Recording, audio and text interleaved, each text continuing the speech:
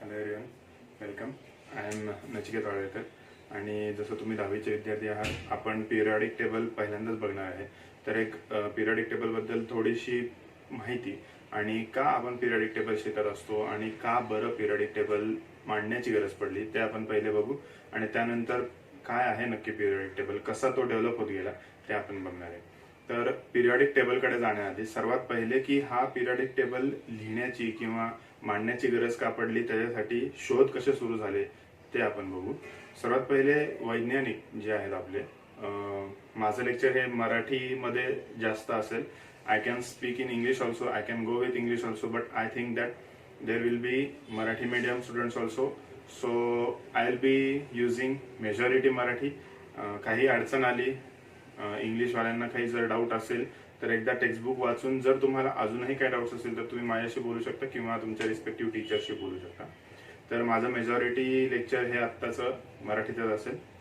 So before moving towards the periodic टेबलकडे सुरुवातीला जाण्याआधी आपण सर्वात पहिले हे बघू की शोध का लागला, किती एलिमेंट्स होते इन 18th सेंचुरी, 18व्या शतकामध्ये, म्हणजे इथून 200 वर्षांपूर्वी पिरियॉडिक टेबल मांडण्याची गरज पडली. बिफोर दॅट तिथे ड्युरिंग 18th सेंचुरी डाल्टनची थिअरी होती. Dalton said that atom is the smallest indivisible particle of matter. अणु हा मॅटरचा सर्वात छोटासा घटक आहे, हे डाल्टनने 18व्या शतकात सांगितलं.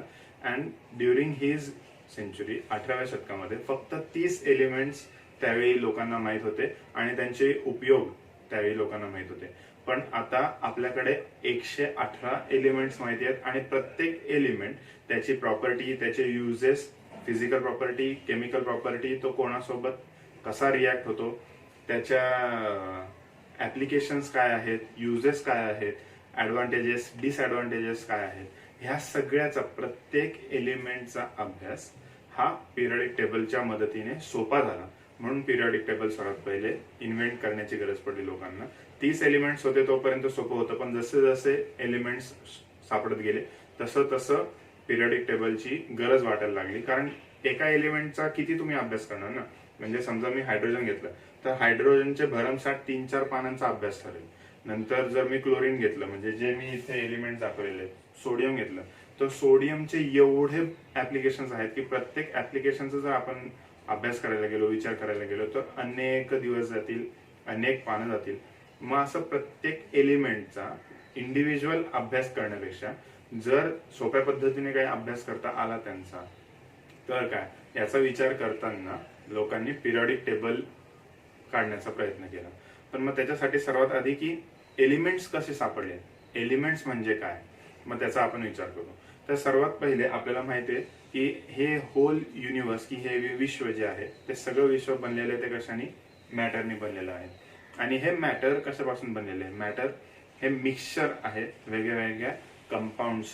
म्हणजे जर मी गम घेतला तर गम मध्ये वेगळे वेगळे मिक्सचर्स असतात, किंवा मी जर उसाचा रस घेतला तर उसाच्या रसामध्ये काही ग्लुकोज तर असतंच, पण त्याच्यासोबत त्याच्या काही इम्प्युरिटीज असतात. म्हणजे in universe, all around the world, सगळं एका मिक्सचरच्या फॉर्म मध्ये आहे. आणि मग ह्या मिक्सचर्सला सेपरेट करून जेव्हा आपण इंडिव्हिज्युअल भाग बघतो, जेव्हा आपण साखर बघतो, म्हणजे उसाच्या रसापासून आपण साखर तयार करतो, तर साखर ही काय झाली, ग्लुकोज और सुक्रोज, हे काय झालं, हे झालं कंपाऊंड. आणि कंपाऊंड कसे तयार होतात, तर वेगवेगळे मॉलिक्युल्स एकत्र येतात, वेगवेगळे मॉलिक्युल्स एकत्र येऊन तुम्हाला कंपाऊंड्स देतात.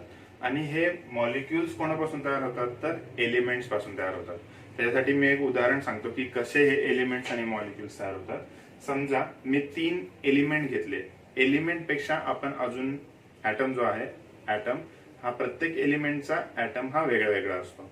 मग एलिमेंट म्हणजे काय, एक single atom having same physical and chemical properties. किंवा अजून आपण काय म्हणू शकतो, मी वेगळे वेगळे ऍटम्स घेतले, different atoms having same physical and chemical properties.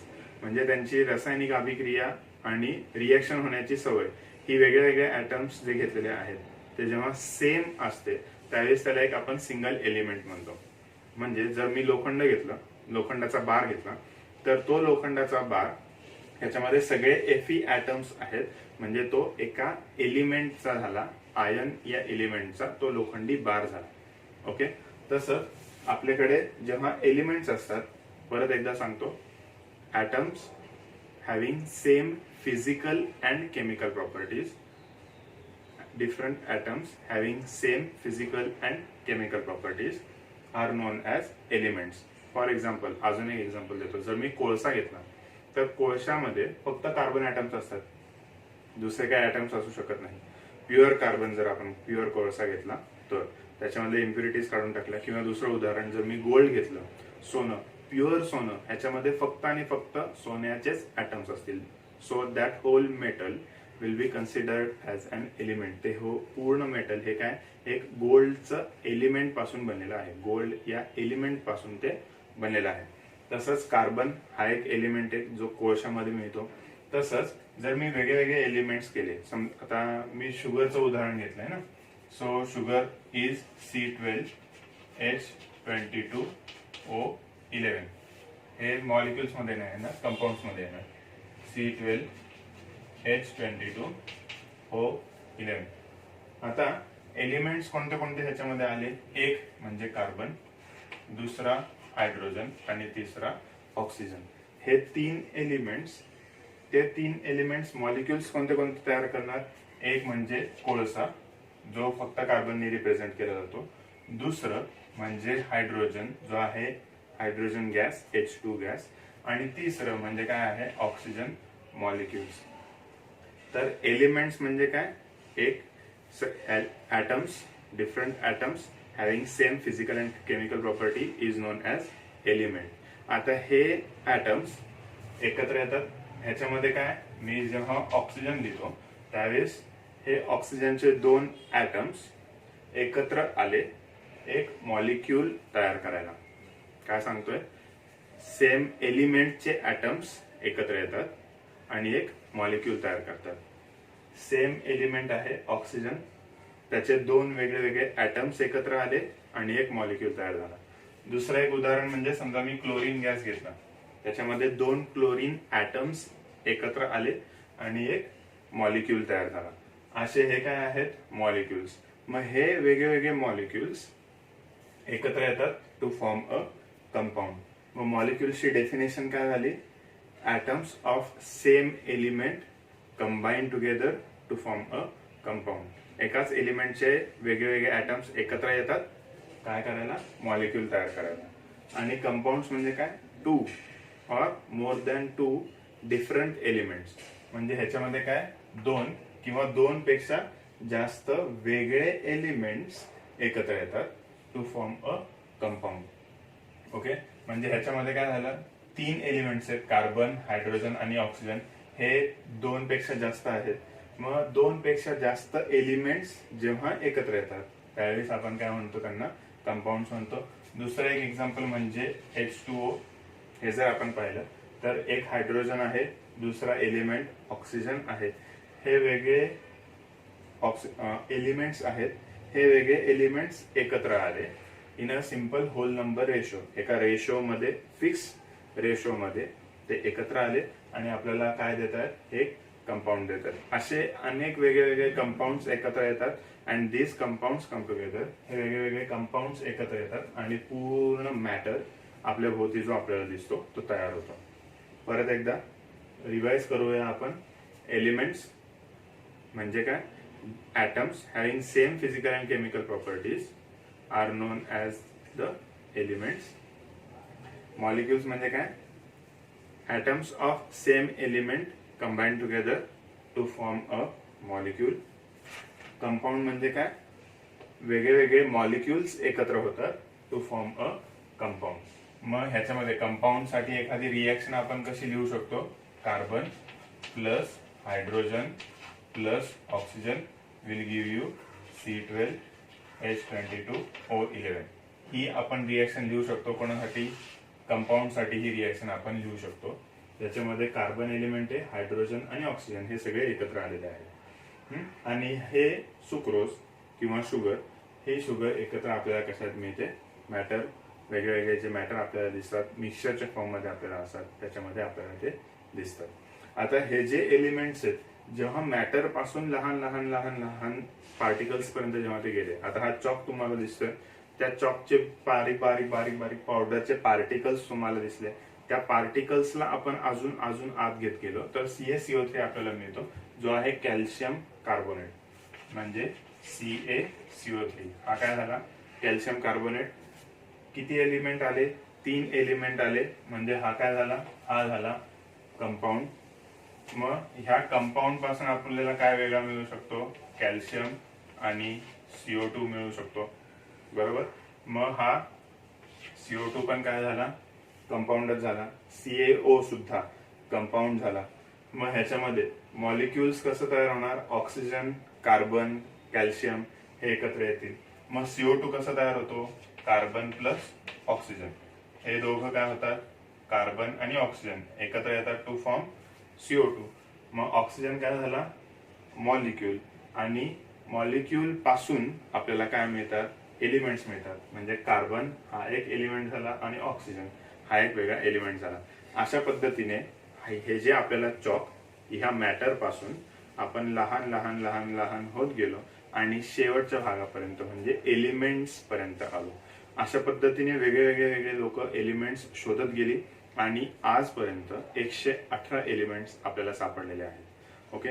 मग जेव्हा 30 एलिमेंट्स होते, तर 30 एलिमेंट्सचा अभ्यास करताना प्रत्येकाला एक वेगळ्या पद्धतीने स्टडी करता यावं, त्यांचे ॲटॉमिक मास प्रमाणे ते डिसाईड केले.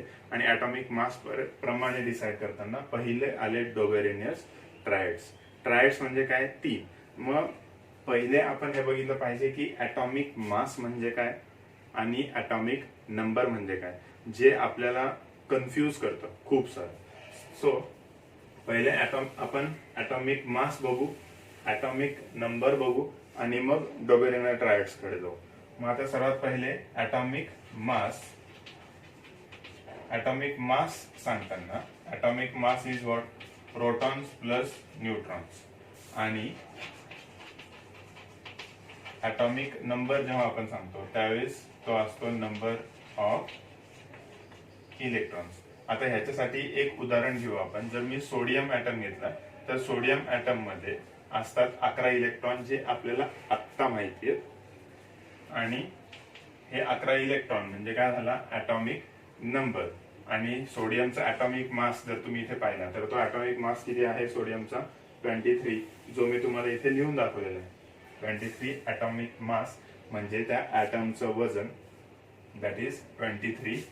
So here I will write what? 23. 23 हा काय आहे? Number of protons plus number of neutrons. आता हे असतं कुठे? तर समजा मी तुम्हाला ॲटमचा शेप काढून दिला. हे न्यूक्लियस आहे आणि न्यूक्लियसच्या भोवती काय आहेत? इलेक्ट्रॉन्स फिरत असतात. तर न्यूक्लियस मध्ये 11 प्रोटॉन आणि उरलेले न्यूट्रॉन्स. जेवढे प्रोटॉन्स असतात तेवढेच इलेक्ट्रॉन्स सुद्धा असतात, कारण प्रोटॉन्स वरती काय असतो? पॉझिटिव्ह चार्ज आणि इलेक्ट्रॉन्स वरती असतो निगेटिव्ह चार्ज. जेवढे प्रोटॉन्स तेवढेच इलेक्ट्रॉन्स. आता आपल्याला इलेक्ट्रॉन किती आहेत माहिती आहेत सोडियम मध्ये? सोडियम मध्ये आहेत 11 इलेक्ट्रॉन्स. मग प्रोटॉन्स पण किती असतील? 11. जेवढे इलेक्ट्रॉन तेवढे प्रोटॉन्स, म्हणजे 11 इलेक्ट्रॉन्स तर प्रोटॉन सुद्धा 11. मग आपल्याला मास किती दिलाय सोडियमचा? सोडियमचा मास दिलाय 23. मग जर मला माहिती आहे P plus N is equal to 23, म्हणजे protons plus neutrons is equal to 23. Proton number मला इकडे मिळालेला आहे 11. मग यांचं सबट्रॅक्शन केलं तर N is equal to what? 23 minus 11 आणि मला काय मिळेल? 22. म्हणजे किती मिळेल? 12. N will be 12. म्हणजे मला न्यूट्रॉन्स किती मिळाले? 12. मग हे जे न्यूक्लियस मधलं जे मास असतं ते न्यूक्लियस मधलं मास तुम्हाला काय कन्सिडर केलं जातं? ॲटॉमिक मास म्हणून कन्सिडर केलं जातं. इलेक्ट्रॉनचं वजन हे निग्लिजिबल आहे, इलेक्ट्रॉनचं वजन घेतलं जात नाही. मग ॲटॉमिक मास म्हणजे काय? हे न्यूक्लियसचं वजन असतं. आणि ॲटॉमिक नंबर म्हणजे काय? किती इलेक्ट्रॉन्स आहेत आणि शेल किती आहेत त्यावरती ते अवलंबून असतं. मग आता हे शेल्स म्हणजे काय? तर सर्वात पहिले तुम्हाला हे न्यूक्लियस मधलं कळलं. आता न्यूक्लियसच्या बाजूने काय असतात? पहिले K shell, L shell, M shell असे शेल्स आत्ता दिलेले आहेत. ते शेल्स जसे जसे आपण बघू तसं पिरियडिक टेबल आपल्याला लेटेस्ट जो मॉडर्न पिरियडिक टेबल आहे त्या मॉडर्न पिरियडिक टेबल मध्ये आपण ते शेल्स बघणार आहे. पण सर्वात पहिले ॲटॉमिक नंबरचा उल्लेख आला म्हणून मी ॲटॉमिक नंबर सांगितलं. ॲटॉमिक नंबर म्हणजे काय परत एकदा सांगतो. ॲटॉमिक नंबर म्हणजे काय, नंबर ऑफ इलेक्ट्रॉन्स, आणि ॲटॉमिक मास म्हणजे number of protons plus number of neutrons. मग तुम्ही हे लिहून घेऊ शकता किंवा तुमच्या टेक्स्टबुक मध्ये जर कुठे तुम्ही आता टेक्स्टबुक पण उघडून बसू शकता.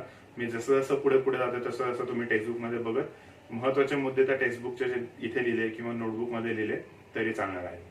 मग हे काय झालं, ॲटॉमिक मास आणि ॲटॉमिक नंबर मधला आता फरक कळलेला आहे. लोकांना 18th सेंचुरीमध्ये त्या सायंटिस्टना फक्त ॲटॉमिक मास माहित होतं. इलेक्ट्रॉनचा शोध त्यावेळी नव्हता. त्यामुळे पिरियॉडिक टेबल जो अरेंज झालेला आहे 18व्या शतकातला म्हणजे डोबेरिनस ट्रायड्स आणि ऑक्टेव्स हे दोघंही ॲटॉमिक मास प्रमाणे झालेले आहेत. मॉडर्न पिरियॉडिक टेबल हे ॲटॉमिक नंबर म्हणजे इलेक्ट्रॉन्स प्रमाणे झालेले आहेत. का बरं ते आपण बघू.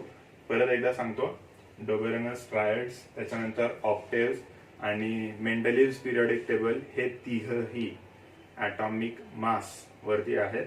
ॲटॉमिक मास म्हणजे काय, प्रोटॉन्स आणि न्यूट्रॉन्स. नंतर जे मॉडर्न पिरियडिक टेबल आहे 19व्या शतकात 19th सेंचुरीमध्ये जे आलं ते नंबर ऑफ इलेक्ट्रॉन्स वरती आहे म्हणजे ॲटॉमिक नंबर वरती अरेंज केलेलं आहे. तर ते का आणि कसं ते आपण पुढे बघू. तर सर्वात पहिले आपण ॲटॉमिक नंबर पाहिलं, ॲटॉमिक मास पाहिलं. आता डोबेरिनस ट्रायड्स कडे जाऊ. डोबेरिनरनी काय सांगितलं की जर माझ्याकडे 3 एलिमेंट्स असतील, फॉर एक्झाम्पल लिथियम, सोडियम आणि पोटॅशियम, तर पहिल्या आणि तिसऱ्या एलिमेंटचे जे ॲटॉमिक मास असतील, फॉर एक्झाम्पल 6.9 आणि 39.1, पहिल्या आणि तिसऱ्या एलिमेंटचे जे मास आहेत त्या मासची बेरीज केली आणि त्यांना जर 2 नी भागलं तर मला व्हॅल्यू काय मिळते 23. म्हणजे ह्या दोन्ही मासचा मीन जो आहे, मीन म्हणजे काय, दोघांची बेरीज करायची आणि जेवढ्या संख्या आहेत त्या संख्येने आपण डिवाइड करायचं. 2 संख्या आहेत म्हणून आपण 2 नी भागलं, 3 संख्या असल्या असत्या तर 3 नी भागलं असतं. असा हा मीन आपल्याला मिळाला असता. मग डोबेरिनर ट्रायड्स मध्ये काय सांगितलं, elements having same physical and chemical properties. म्हणजे ज्यांचे फिजिकल प्रॉपर्टी म्हणजे काय, तर तो कोणत्या स्टेट मध्ये आहे, सॉलिड स्टेट मध्ये आहे का लिक्विड स्टेट मध्ये आहे का गॅशियस स्टेट मध्ये आहे. हे जे स्टेट्स आहेत ते आहेत फिजिकल प्रॉपर्टीज. त्याच्यानंतर मेल्टिंग पॉइंट, बॉइलिंग पॉइंट हे आपल्याला माहिती असेल. मेल्टिंग पॉइंट म्हणजे काय, ज्या टेम्परेचरला सॉलिड लिक्विड मध्ये कन्वर्ट होतं ते झालं मेल्टिंग पॉइंट. बॉइलिंग पॉइंट म्हणजे काय, ज्या टेम्परेचरला लिक्विड बॉईल होतं ते झालं बॉइलिंग पॉइंट. अशा पद्धतीने मेल्टिंग पॉइंट आणि बॉइलिंग पॉइंट हे ज्यांचे अप्रॉक्सिमेटली जवळपास सारखे आहेत, ज्यांची रिॲक्शन म्हणजे ऑक्सिजन सोबत रिॲक्ट होण्याची क्षमता किंवा पाण्यासोबत रिॲक्ट होण्याची क्षमता, ह्या ज्या केमिकल प्रॉपर्टीज आहेत त्या केमिकल प्रॉपर्टीज सुद्धा सेम आहेत. मग फिजिकल आणि केमिकल प्रॉपर्टीज कळल्यात का. तर फिजिकल प्रॉपर्टी म्हणजे काय, सॉलिड, लिक्विड, गॅशियस स्टेट किंवा मेल्टिंग पॉइंट, बॉइलिंग पॉइंट किंवा विस्कॉसिटी, जे काही आपण फिजिकली बघू शकतो, फील करू शकतो, त्या सगळ्या फिजिकल प्रॉपर्टीज झाल्या. आणि केमिकल प्रॉपर्टीज म्हणजे काय की ज्यांच्या रिॲक्शन होतात, केमिकल रिॲक्शन्स होतात, त्या सगळ्या केमिकल प्रॉपर्टीज झाल्या. मग फिजिकल आणि केमिकल प्रॉपर्टीज ह्या तिन्ही एलिमेंट्सच्या जवळपास सारख्या आहेत. मग ह्या पहिल्या आणि तिसऱ्या एलिमेंटची जे मास आहेत त्यांची आपण जेव्हा बेरीज करतो, बेरीज केल्यानंतर 2 नी भागल्यानंतर ती व्हॅल्यू जी येते ती असते मधल्या एलिमेंटचा atomic mass. This is Dobereiner's triads. त्याच्यानंतर पुढचं जर आपण पाहिलं कॅल्शियम, बेरिलियम आणि स्ट्रॉन्शियम, तर ह्याच्यामध्ये जर मी पहिल्या आणि शेवटच्या एलिमेंटची बेरीज केली आणि त्यांना जर 2 नी भागलं तर जे मला उत्तर मिळतं ते मधल्या एलिमेंटचं ॲटॉमिक मास असतं. दिस इज व्हॉट डोबेरिनर्स ट्रायड्स. हे होतं डोबेरिनरचं ट्रायड रूल. पण ह्याच्यामध्ये काही डिसएडव्हान्टेजेस होते, काही ड्रॉबॅक्स होते. तर ते ड्रॉबॅक्स ओव्हरकम करण्यासाठी पुढे आले न्यूलँड्स ऑक्टेव्स. जसे जसे एलिमेंट्स सापडत गेले, जसे जसे शोध लागत गेले, तसे आले ट्रायड्स, नंतर आले न्यूलँड्स ऑक्टेव्स. आता ऑक्टेव्स म्हणजे काय? 8. ऑक्ट म्हणजे 8. मग जिथे न्यूलँडनी किती 3 एलिमेंट घेतले होते त्याऐवजी डोबेरेने जिथे 3 एलिमेंट घेतले होते, न्यूलँडने तिथे किती घेतले? 8 एलिमेंट घेतले. पण त्यांची बेरीज वगैरे असं काही केलं नाही. त्यांनी काय सांगितलं की पहिल्या आणि 8व्या एलिमेंटची फिजिकल आणि केमिकल प्रॉपर्टी ही काय येते? नेहमी सेम येते. अशा पद्धतीने त्यांनी 8 एलिमेंटचे ग्रुप्स वेगळे वेगळे अरेंज केले आणि त्याप्रमाणे त्यांनी पुढे फिजिकल आणि केमिकल प्रॉपर्टीवरती फक्त टेबल बनवलं. लक्षात आलंय? म्हणजे इन्क्रीजिंग ॲटॉमिक मास, जसं आपण पाहिलं हायड्रोजन, लिथियम, बेरिलियम, बोरॉन यांचा ॲटॉमिक मास हा काय होतोय? वाढत चाललेला आहे. जसा ॲटॉमिक मास वाढतोय तसं त्यांच्या फिजिकल आणि केमिकल प्रॉपर्टीज फर्स्ट आणि 8th एलिमेंट, पहिल्या आणि 8व्या एलिमेंटचे फिजिकल आणि केमिकल प्रॉपर्टीज हे सेम आहेत असं त्यांनी सांगितलं. That is what Newlands octaves. तर आपण एक उदाहरण बघू. हायड्रोजन आणि फ्लोरीन दोघंही गॅस आहेत, म्हणजे फिजिकल प्रॉपर्टी मॅच झाली. गॅस हा स्टेट हे एक फिजिकल प्रॉपर्टीचा प्रकार आहे. दुसरं तर त्यांची रिॲक्टिव्हिटी, दोघंही रिॲक्टिव्ह आहेत. हायड्रोजन आणि फ्लोरीन दोघंही रिॲक्टिव्ह आहेत, हायली रिॲक्टिव्ह. नंतर लिथियम आणि सोडियम जर आपण पाहिलं तर लिथियम हा आणि सोडियम दोघंही सॉलिड स्टेटमध्ये असतात, म्हणजे फिजिकल प्रॉपर्टी मॅच झाली. नंतर केमिकल प्रॉपर्टी आपण काय बघू शकतो? सोडियम पाण्यामध्ये टाकला तर तो पाण्यासोबत हायली रिॲक्ट होतो, एक्सप्लोजिव्ह आहे. तिथे तुम्हाला एक्सप्लोजन दिसतं, विस्फोट होतो पाण्यासोबत रिॲक्ट झाल्यानंतर. अशी रिॲक्टिव्हिटी सोडियम आणि पोटॅशियमची आहे. त्यानंतर बेरिलियम आणि मॅग्नेशियमची. बोरॉन आणि ॲल्युमिनियम दोघंही मेटल आहे. जसा ॲल्युमिनियम मेटल आपण पाहिलेला आहे, जसं ॲल्युमिनियमच्या प्रॉपर्टीज आहेत तशाच सेम प्रॉपर्टीज बोरॉनच्या आहेत. जसं कार्बन नॉन मेटल आहे, सिलिकॉन मेटलॉइड आहे, म्हणजे ह्याच्यामध्ये थोडा डिफरन्स झाला. आता ऍप्लिकेशन आपल्याला कळले, ऍडव्हान्टेजेस कळले. आता आपण कुठे चाललोय? ड्रॉबॅक्स, ऑक्टेव्हचे जे ड्रॉबॅक्स आहेत तिकडे चाललोय. ऍडव्हान्टेजेस काय होते की पहिल्या आणि 8व्या एलिमेंटचे, पहिल्या आणि 8व्या जर आपण पाहिलं, हा पहिला, second, third, fourth, fifth, six, 7th आणि 8th, तसंच पहिल्या आणि 8व्या एलिमेंटचे फिजिकल आणि केमिकल प्रॉपर्टीज सेम येतात. परत हा जर मी पहिला घेतला तर 1, 2, 3, 4, 5, 6, 7 आणि 8, म्हणजे हा पहिला आणि हा 8वा, हे दोघंही सेम आहेत फिजिकल आणि केमिकल प्रॉपर्टीज मध्ये. हे काय झालं? ऍडव्हान्टेज झालं. काय केलं न्यूलँडनी? इन्क्रीजिंग ॲटॉमिक मास प्रमाणे एलिमेंट्स अरेंज केले आणि एलिमेंट्स अरेंज करताना त्यांच्या फिजिकल आणि केमिकल प्रॉपर्टीज सेम असणारे एलिमेंट्स एका खाली एक लिहिले. यांचे फिजिकल आणि केमिकल प्रॉपर्टीज सेम, एका खाली एक, असं त्यांनी न्यूलँडनी काय केलं? ऑक्टेव्हचं अरेंजमेंट केले. आता याच्यामध्ये ड्रॉबॅक काय आहे? एक म्हणजे काय, काही प्रमाणात म्हणजे कार्बन नॉन मेटल आहे, सिलिकॉन मेटलॉइड आहे, म्हणजे फिजिकल आणि केमिकल प्रॉपर्टीज वेगळे असणारे सुद्धा तिकडे अरेंज झाले. नंतर कोबाल्ट आणि निकेल, 2 एलिमेंट्स एकत्र एका ठिकाणी लिहावे लागले, बिकॉज दे वर हॅव्हिंग, त्यांना सेम मास होता आणि त्यांची फिजिकल आणि केमिकल प्रॉपर्टी सेम होती. मग असे हे जे ड्रॉबॅक्स आहेत, हे ड्रॉबॅक्स न्यूलँड्स ऑक्टेव्स मध्ये आले. म्हणून आला मेंडलीव्हज पिरियॉडिक टेबल. आता मेंडलीव्हज पिरियॉडिक टेबल साठी तुम्हाला टेक्स्टबुक मध्ये 2.3 टेबल 2.3 मध्ये व्यवस्थित इन्फॉर्मेशन दिलेली आहे. मेंडलीव्हनी न्यूलँडचीच पद्धत वापरली, फक्त त्यांनी काय केलं की जिथे सेम आहे तिथे सेम लिहिण्याची गरज नाही ठेवली. त्यांनी इन्क्रीजिंग ॲटॉमिक मास प्रमाणेच 8 कॉलम केले. तुम्ही टेक्स्टबुक मध्ये बघू शकता. टेबल नंबर 2.3 ओपन करा, टेक्स्टबुक बघा. मी जसं सांगतोय त्याप्रमाणे टेक्स्टबुक मध्ये बघून तुम्हाला समजू शकतं. तर टेक्स्टबुक मध्ये बघून तुम्ही मी जसं सांगतोय ते ऐका आणि त्याप्रमाणे समजून घ्या. माझ्याकडे टेक्स्टबुक मध्ये आहे का बघतो मी, बहुतेक नाहीये माझ्याकडे तो टेबल नाही, पण तुम्ही बघू शकता. त्याच्यामध्ये त्यांनी काही ठिकाणी क्वेश्चन मार्क लिहिलेले आहेत. म्हणजे मेंडलीव्हनी काय केलं? ग्रुप्स अरेंज केले. ग्रुप 1, ग्रुप 2, तुम्ही बघू शकता त्याच्यामध्ये group 2, group 3, group 4, group 5, group 6, group 7 आणि ग्रुप 8 असे 8 ग्रुप्स अरेंज केले. आणि ह्या 8 ग्रुप्स मध्ये इथे हायड्रोजन, त्याच्यानंतर लिथियम, नंतर सोडियम, पोटॅशियम असे वेगवेगळे एलिमेंट्स त्यांनी अरेंज केले. आणि ते एलिमेंट्स अरेंज केलेले असताना मध्ये काही ठिकाणी क्वेश्चन मार्क ठेवलेले, रिकामी जागा ठेवलेली आहे. आता ते का केलं ते मी सांगतो तुम्हाला. आता ह्याच्यामध्ये ग्रुप 1 मध्ये त्यांनी काय सांगितलं, ग्रुप 1 मधले जे एलिमेंट्स आहेत त्यांच्या फिजिकल आणि केमिकल प्रॉपर्टीज सेम असतील.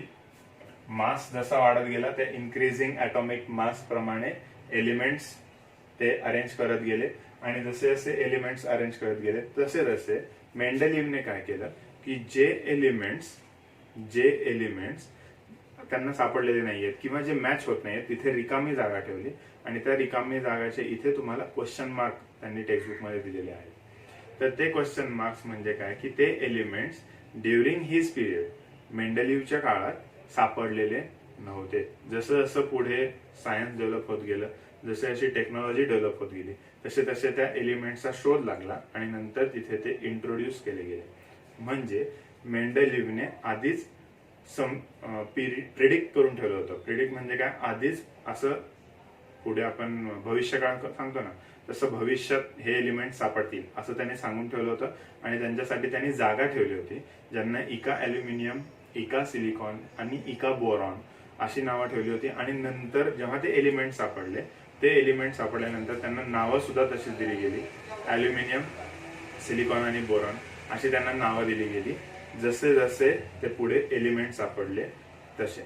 म्हणजे मेंडलीव्हने काय केलं, atomic mass, increasing atomic mass प्रमाणे एलिमेंट्स अरेंज केले. सेम फिजिकल आणि केमिकल प्रॉपर्टीज असणारे एलिमेंट्स एकाखाली एक लिहिले. जे सापडले नाही ती जागा रिकामी ठेवली आणि पुढे त्यांच्या फिजिकल आणि केमिकल प्रॉपर्टीज प्रमाणे लिहिले. आणि तो पिरियॉडिक टेबल पब्लिश केला. त्यावेळेस 46 एलिमेंट्स, सुरुवातीला फक्त 30 एलिमेंट्स होते, नंतर 46 to 50 एलिमेंट्स आले. आणि मग ते एलिमेंट्स मेंडलीव्हने पिरियॉडिक टेबल मध्ये अरेंज करून ठेवले. मग जसं जसं रिसर्च होत गेला त्या रिसर्च प्रमाणे 118 एलिमेंट सापडले आणि सगळे एलिमेंट्स पिरियॉडिक टेबल मध्ये अरेंज झाले. आता मॉडर्न पिरियॉडिक टेबलचं आपण बघू, पण सर्वात आधी मेंडलीव्हचे 4 ड्रॉबॅक होते. मेंडलीव्ह पिरियॉडिक टेबलचे 4 ड्रॉबॅक होते ते बघू आपण. पण सर्वात पहिले मेंडलीव्हचा जो ओल्ड पिरियॉडिक टेबल आहे तो समजला असेल असं मी गृहीत धरतो. परत एकदा सांगतो त्याच्यामध्ये त्यांनी काय काय केलं. मेंडलीव्हच्या पिरियॉडिक टेबल मध्ये त्यांनी 8 ग्रुप केले.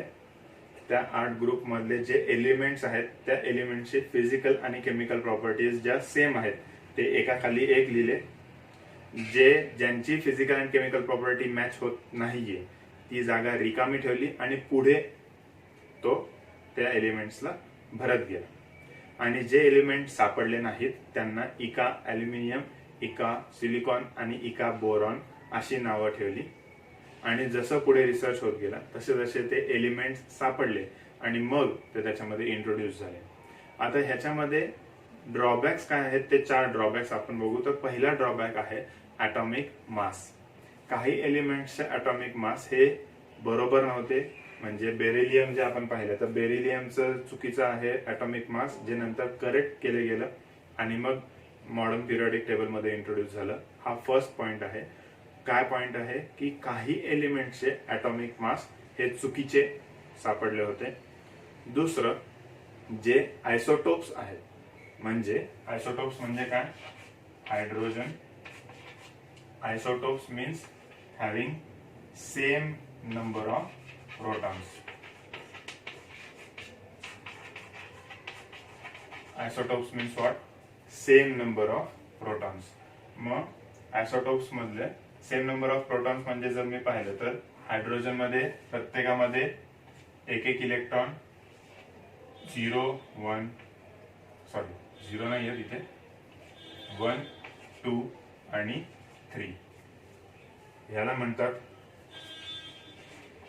हायड्रोजन. हा आहे ड्यूटेरियम आणि हा आहे ट्रिशियम.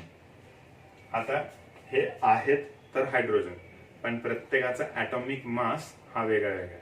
आणि मेंडलीव्हने पिरियॉडिक टेबल कशामध्ये अरेंज केलाय, ऍटॉमिक मास प्रमाणे. म्हणजे जर मी इथे हायड्रोजन लिहिला H11 तर ग्रुप 2 मध्ये H12 म्हणजे 2 हा मास झाला. मग जसं जसा मास वाढत जाईल तसं असं त्यांनी काय केले, एलिमेंट्स अरेंज केले होते. हा आहे सेम एलिमेंटचा, बरोबर, पण त्या एलिमेंट मध्ये मास वेगळे वेगळे आहेत. मग यांना ठेवायचा कुठे, हा मोठा प्रश्न पडला. हा होता दुसरा ड्रॉबॅक मेंडलीव्स पिरियडिक टेबलचा. लक्षात आलं. दुसरा ड्रॉबॅक आयसोटोप्स. आयसोटोप्स म्हणजे काय, सेम नंबर ऑफ प्रोटॉन्स. इथे प्रोटॉन्स कसे सेम आहेत असं जर तुम्हाला प्रश्न पडला असेल तर हे तुम्हाला काय सांगतात, number of electrons. Number of electrons, प्रत्येकामध्ये एक एक इलेक्ट्रॉन आहे तर प्रत्येकामध्ये प्रोटॉन सुद्धा एक एकच असणार.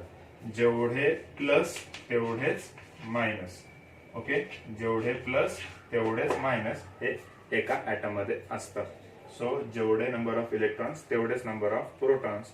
म्हणून हे तिघही एकमेकांचे काय झाले, आयसोटोप्स झाले.